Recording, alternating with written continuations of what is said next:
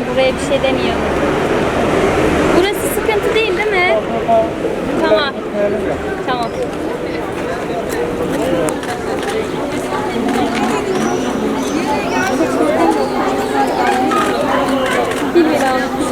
Evet. Ben unutuyoruz. Ben paşa diyecektim bir ara.